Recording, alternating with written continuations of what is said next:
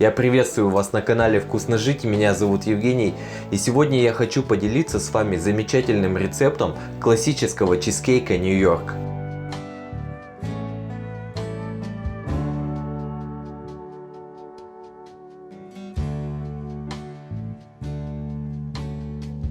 Чизкейк начинают готовить с основы, и моя основа будет состоять из печенья. Я возьму вот такое вот печенье кофе. Мне понадобится вся упаковка, это 280 грамм. Я его вот так вот просто вначале сломаю руками. Вы можете разломать его любым способом, хоть в пакетике, хоть скалочкой раскатать. Это можно сделать точно так же и блендером, или комбайном. Неважно на самом деле, как вы его разломаете, самое главное получить крошку. Вот до такого состояния я довел печеньки. Я возьму 100 грамм грецких орехов, вот таких вот. Я их просто прокалил на сковороде на сухой, чтобы они стали более хрупкие. Я хочу нарубить их ножом. Запах такой приятный от них стоит, вообще супер. Ты чувствуешь это шо? Угу.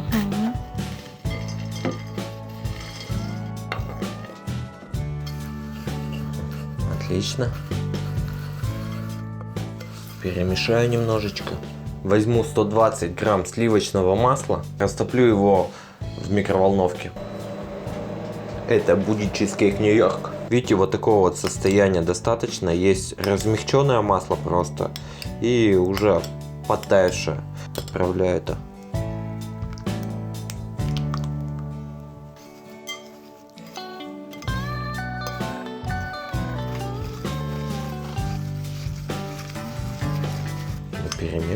Перемешиваем. Вот это уже хорошо. Теперь беру форму, она у меня 20 сантиметров. Я ее предварительно застелил пергаментной бумагой и выкладываю сюда половину теста, точнее половину печенья. Беру обычный стеклянный стакан и начинаю уплотнять.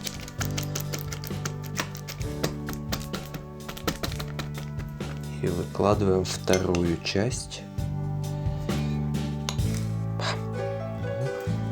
И формируем бортики.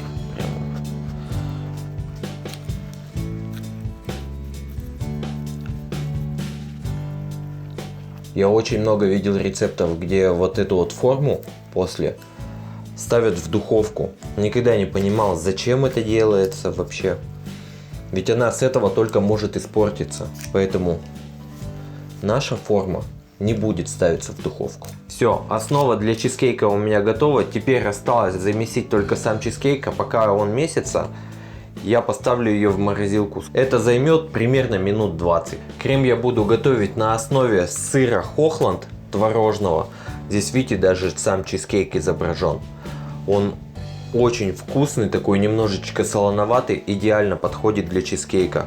Также, кстати, у нас на канале есть один чизкейк тыквенный. Ссылочку я оставлю в описании, и вот здесь вот еще.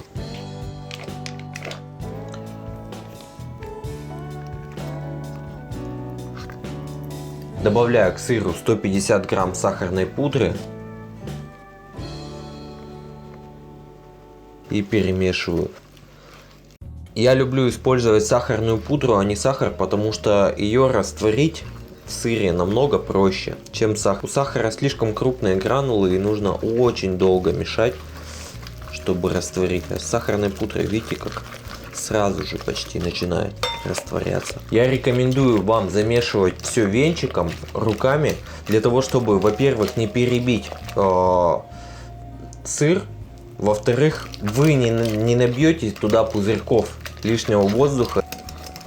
Возьму 200 грамм сметаны 20% жирности. Если у вас есть возможность взять более жирную, то возьмите.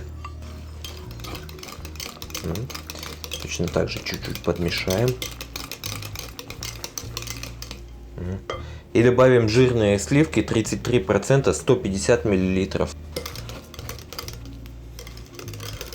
Все очень просто и быстро перемешивается. Поэтому Вручную оптимальный вариант. Теперь сюда нужно добавить яйца. Я возьму яйца категории C0 и вот так вот вначале в отдельную мисочку их. Для того, чтобы удостовериться, что в общую массу не попадет у меня скорлупа. И вмешиваю по одному яйцу.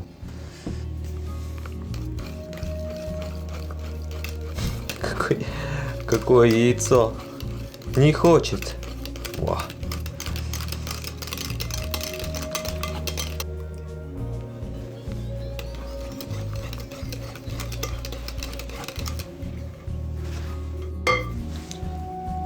И добавлю 2 столовые ложки кукурузного крахмала, для того, чтобы чизкейк у нас не треснул в тот момент, когда он будет проходить тепловую обработку. Прям 2 столовые ложки.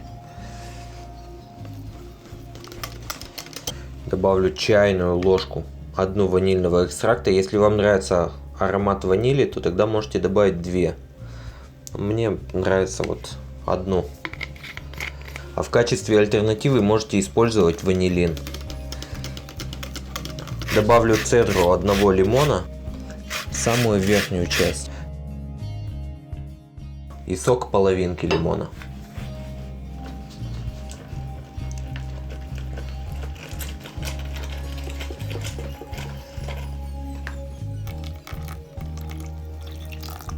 Сок лимона здесь нужен для того, чтобы яичный вкус не чувствовался в готовом чизкейке.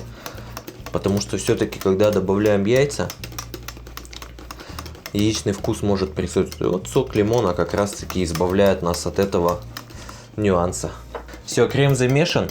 Наша основа чуть-чуть подморозилась. Вот она такая тверденькая. И сразу же в нее заливаем наш чизкейк.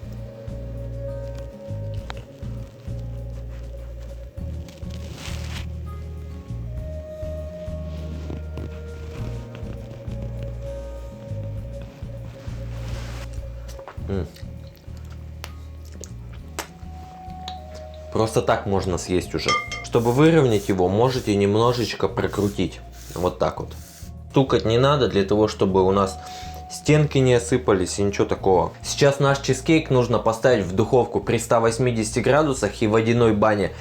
Вначале на 30 минут, потом уменьшаете до 150. Еще через 30 минут вы чизкейк не вынимаете, выключаете просто духовку и оставляете его на несколько часов, чтобы он у вас остыл в духовке. После этого достать, и он будет очень нежный, поэтому не прикоснитесь ничем к нему, никакой пленочкой, ничем.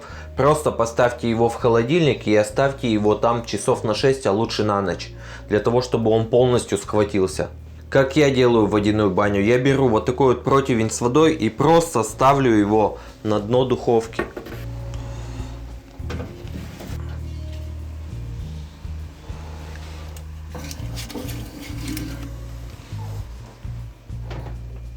Так, ну и вытащим наш чизкейк из формы.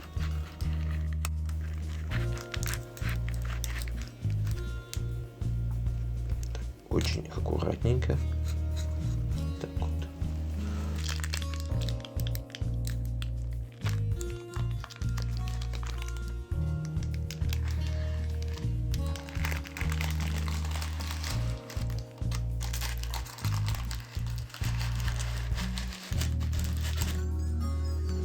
Я чизкейк хочу украсить мятой, поэтому возьму вот такой вот листочек. Кстати, посмотрите еще, как хранить зелень. Видите, мокрая тряпочка в контейнере и просто в холодильник. И любая зелень вообще реанимируется. Вот мы купили сегодня, видите, как она выглядит уже хорошо.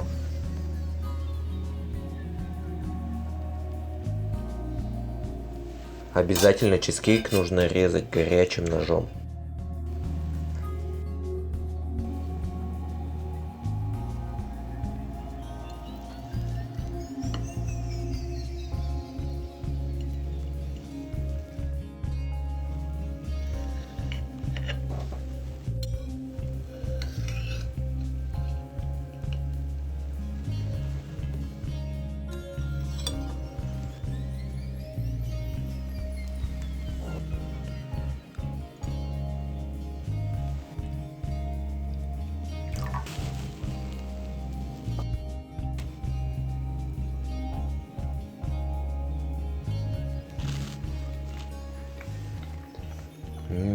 Нежнейший десерт.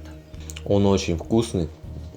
И прям мне сразу же сходу попались орешки, которые находятся в основе. Давайте еще попробуем.